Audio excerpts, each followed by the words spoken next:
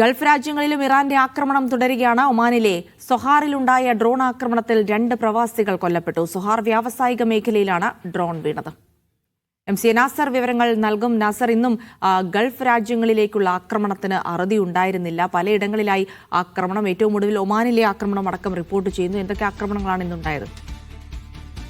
ജിൽസി, ഒമാന് നേരെ ഇതാദ്യമായിട്ടാണ് ഈ സ്വഭാവത്തിലുള്ള ഒരു ആക്രമണം നടക്കുന്നത്. ഒമാനിലെ സൊഹാറിലാണ് ആക്രമണം നടന്നത്. ഡ്രോൺ ആക്രമണമാണെന്ന് അധികൃതർ ഔദ്യോഗികമായി തന്നെ സ്ഥിരീകരിച്ചിട്ടുണ്ട്. സൊഹാർ ഇൻഡസ്ട്രിയൽ ഏരിയയിലായിരുന്നു ഡ്രോൺ വീണത്. 2 പ്രവാസികൾ ഈ ഡ്രോൺ പതിച്ച് കൊല്ലപ്പെട്ടതായി ഔദ്യോഗികമായി തന്നെ അധികൃതർ സ്ഥിരീകരിക്കുന്നുണ്ട്. പക്ഷേ ഇവർ ഏത് രാജ്യക്കാരാണെന്ന് വ്യക്തമാക്കിയിട്ടില്ല.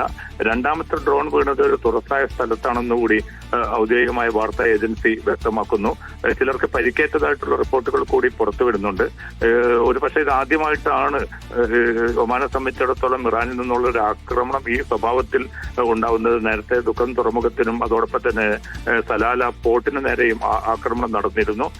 അത് മാറ്റി നിർത്തിയാൽ തങ്ങൾ ഒമാനെതിരെ ഒരു നിരക്കുള്ള ആക്രമണവും നടത്തിയിട്ടില്ല എന്നൊരു വിശദീകരണമായിരുന്നു ഇറാന്റെ ഭാഗത്തു നിന്നുണ്ടായത്. പക്ഷേ അതിനൊക്കെ മറികടന്നുകൊണ്ടാണ് ഒമാനിലെ ഈ സൊഹാർ ഇൻഡസ്ട്രിയൽ ഏരിയക്ക് നേരെ ആക്രമണം നടന്നിരിക്കുന്നത്. എന്തായാലും 2 പ്രവാസികൾ കൊല്ലപ്പെട്ടതായിട്ടാണ് ഏറ്റവും പുതിയ വിവരം.